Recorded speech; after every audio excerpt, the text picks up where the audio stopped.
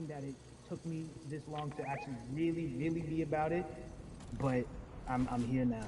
So, Russ, we all know that this is going to be your first time voting. Tell me what that Yeah. experience is going to be like for you in terms of what you're excited about. I think you know what it's gonna do for me? It's gonna let me know that I'm contributing to something bigger than myself, and I'm actually putting my money where my mouth is, and I'm being about it. Because for so long, and I know I'm not alone with this, but standing on the outside and just screaming about this and that and this should change, and it's like, all right, but did you vote? you know and so I know it's going to feel good to know that I played a small role, and that's the problem. I think the mentality of like my vote doesn't matter needs to be changed to my vote, albeit small, does matter. It's a role I'm playing, and if I play my part and you play your part and he and she plays their part, then we make a difference. But it'll feel. I have a feeling it's gonna it's gonna feel very, very bigger than me. I mean, I think when you realize that giving uh, actually feels better than receiving, that's when you start wanting to do your part and contribute. So, voting is an easy way to give. You know. Yeah. To whom much is given, much is required, and you have been given a huge platform, and we are so grateful for you, Russ. Philanthropist, artist, community activist, first time voter. We appreciate you for doing Yes. this, okay? Thank you. I appreciate y'all.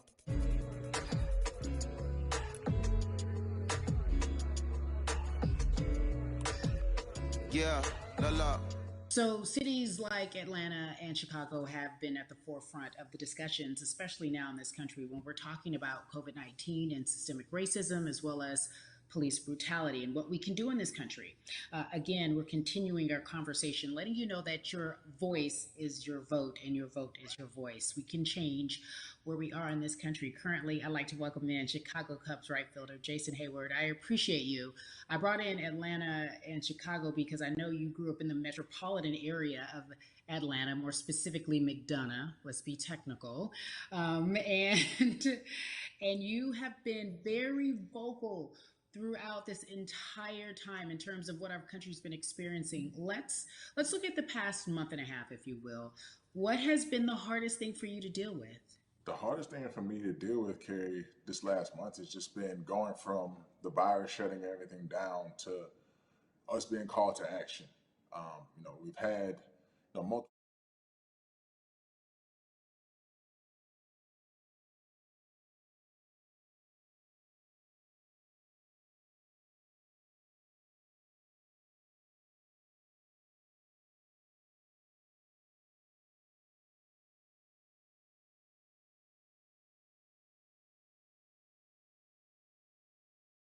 Collective of Black athletes and artists.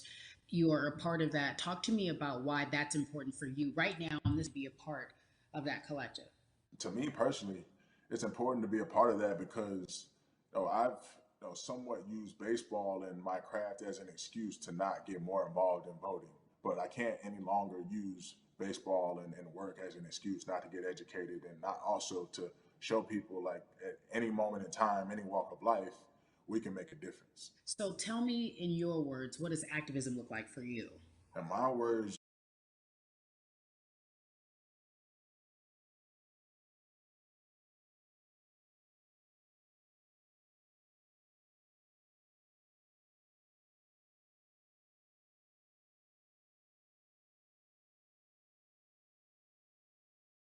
social media, athletes speaking up, entertainers speaking up.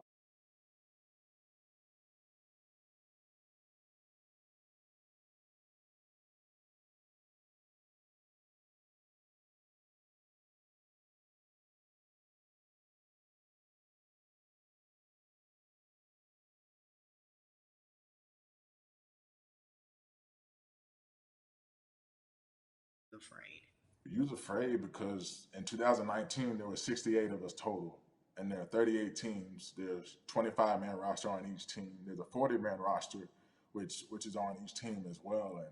And there aren't many of us. So we're outnumbered in that sense, but not always in a negative way when it comes to our teammates and our clubhouses. But to get to this point, you have to move a certain way. You got to be careful what you say. You can't ruffle feathers. You can't come off in any way. Much like other black entertainers, much like yourself, probably having to live through life every day. But to get to the highest level, you got to button up, you got to be seen and not heard. So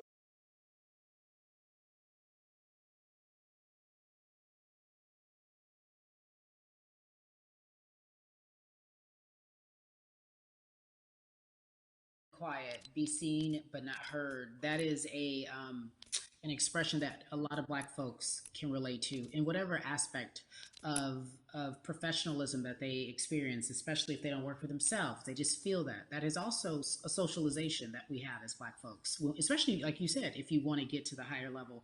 And for so long, I felt it bubbling right underneath the surface that so many of us who were in whatever positions we were, who had platforms, were tired of pretending and looking the other way and spending so much time making others comfortable while we were uncomfortable.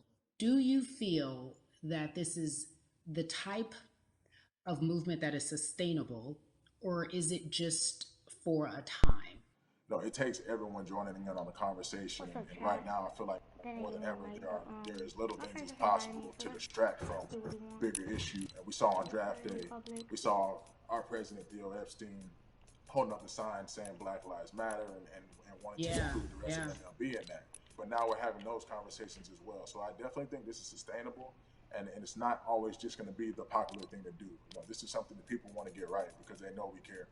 Jason, you said you think it's sustainable, that what you're seeing, especially with your colleagues in baseball, that this can be something where you're feeling more comfortable, feeling more safe to share how you feel about social injustice and I police actually hate that brutality. my mic is What are you still not doing working for right like now a in this moment with your week. platform to help change how we look at voting and how to educate the culture and the community Actually about voting? stupid. Well, first, what I'm doing, Carrie, is joining up with More Than a Vote and joining up with other athletes and entertainers to get that message out and use our platform in that sense as a group. And try to create a brand with this to make it something that's not just about the election coming, make sure that it's about people getting educated for years to come and figure out where to vote and how to vote.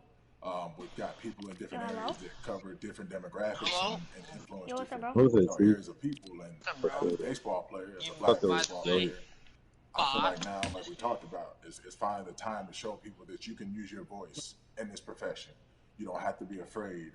And to me, that can help someone help a Getting kid that galaxy growing up. stuff? He can see me, he can see other guys that were in the video Yeah. we posted saying, hey, this is what they're standing for.